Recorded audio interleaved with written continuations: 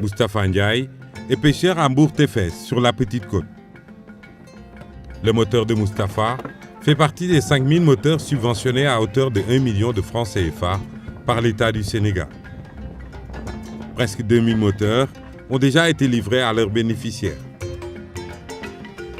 Machine bii nag maa ngi ko amee si subvention yi avant nag may am si moteur yi bon fekk na boobu aussi am naa carte gaal bi ñu waxee ni ku am carte gaal na nga dem bindu ji aussi si lañ demee bindu toog xaar yàggul dara ñu woo ñu ni ñu seen numéro génn na ñu dem fay booba machine yi mu ngi jar 1 415 000 ñu ne ñu 415 000 ngeen di joxe bon loolu nag vraiment jàppale na ma bu baax ndax lu jiitu loolu bon fekk na sama moteur mu ngi am ñetti at waaw war a toll si ñu war ko remplacer far loolu dikkal ma mu nekk loo xam ne lu rëy la si man bon si loolu laa profité bon jël am machine bu bees defaraat sama gaal vraiment affaire bi daal nekk na ak yokkute gu mag si man.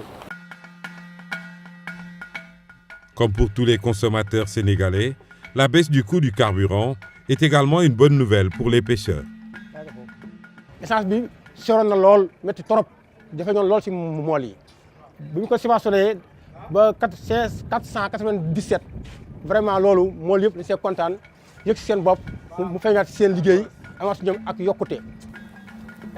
Tokor bi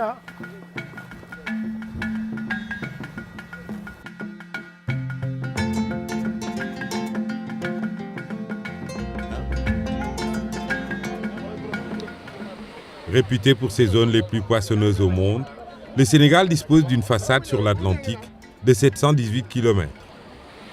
Le pays recèle par ailleurs un réseau hydrographique dense comprenant le fleuve Sénégal, le fleuve Gambie, le fleuve Casamance, le Sine et le Salou. Avec ces atouts, le constat s'impose. Le Sénégal est un pays de pêche. Activité qui joue un rôle capital dans l'alimentation des populations avec une contribution moyenne de près de 70% aux apports nutritionnels en protéines d'origine animale. Ainsi, la zone maritime se caractérise par une grande diversité biologique. La forte valeur marchande à l'exportation de ces ressources est reconnue et appréciée dans les industries de transformation et d'exportation installées au Sénégal.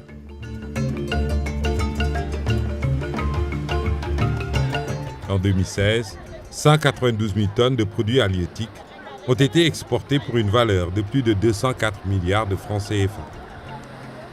Le secteur de la pêche emploie quelques 600 000 personnes et représente 3,2% du PIB sénégalais. Toutefois, l'exploitation de la ressource reste assujettie à l'obtention d'un permis de pêche et obéit en outre au respect du nouveau code de la pêche adopté en juillet 2015. L'objectif d'amélioration du cadre légal de gestion est fonction de la réhabilitation des écosystèmes avec immersion des récifs artificiels et de l'accès réglementé à la ressource à la lumière des zones de pêche protégées. Un plan d'aménagement des pêcheries du Sénégal est conçu le long du littoral et l'acquisition de barques de surveillance et de matériel de navigation devrait rendre la surveillance participative. Il faut rappeler que 2 mois seulement après son accession au pouvoir, le président Macky Sall a posé un acte majeur en direction de la préservation de la ressource. En effet, la surexploitation de la ressource et la présence dans nos zones de navires pirates ont conduit les plus hautes autorités du pays à sévir contre la pêche illicite, non déclarée et non réglementée. En délimitant les zones de capture pour les chalutiers, en réduisant drastiquement les licences pour la pêche sous-marine et en accroissant les moyens de lutte contre la piraterie. Au nombre des réalisations majeures du secteur, l'on peut noter la construction de fermes aquacoles et pondeuses, ainsi que des quincailleries maritimes. Des actions qui s'inscrivent dans la stratégie de reconversion de certains pêcheurs dans d'autres activités génératrices de revenus.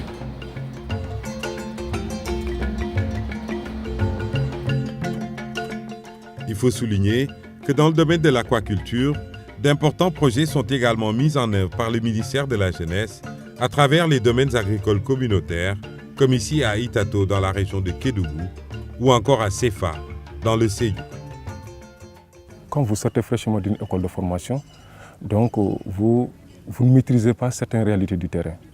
Donc il va falloir que vous descendez sur le terrain pour comprendre ce qui se passe. Et ce programme nous a donné cette opportunité et nous l'avons saisi.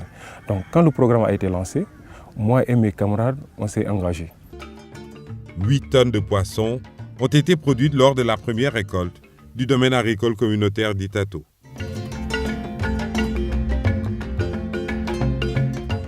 Parallèlement, la modernisation des infrastructures de pêche se poursuit. Gaparou, Pointe-Sarène, Yoff et Potou possèdent des quais de pêche modernes en attendant la livraison de ceux de Soumbédioune et Goudon. Fass-Boye et Goroumbach disposent d'une aire de transformation. Bargny, Mbao, Rufisque, Kafountine et Thiaroye en seront bientôt dotés pour soutenir les femmes très actives dans le secteur de la pêche et dans celui de la transformation artisanale en particulier. 2000 clés de séchage ont été distribuées aux femmes transformatrices pour appuyer et redynamiser la pêche artisanale.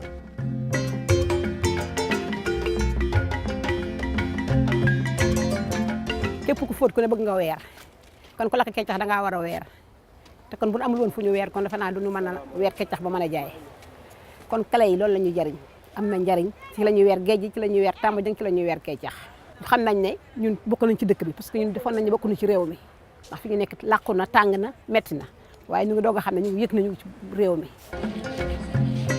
La réhabilitation des complexes frigorifiques de Mbour, l'Ampoule et Ziguinchor participe de la relance de la chaîne de froid. Ces équipements ne vont pas sans la sécurité des acteurs de la pêche.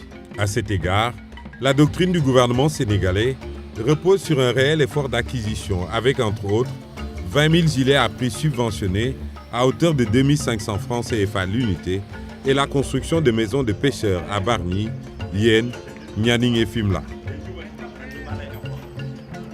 À côté des efforts de lutte contre la surexploitation des ressources halieutiques et des actions pour la préservation des écosystèmes côtiers, garant de la reproduction des ressources, l'État a engagé le développement des filières aquacoles. Il a aussi entrepris l'amélioration des conditions de commercialisation et de mise aux normes des produits et des infrastructures pour stimuler les performances des filières artisanales et industrielles d'un secteur ayant un potentiel élevé de création d'emplois et de revenus.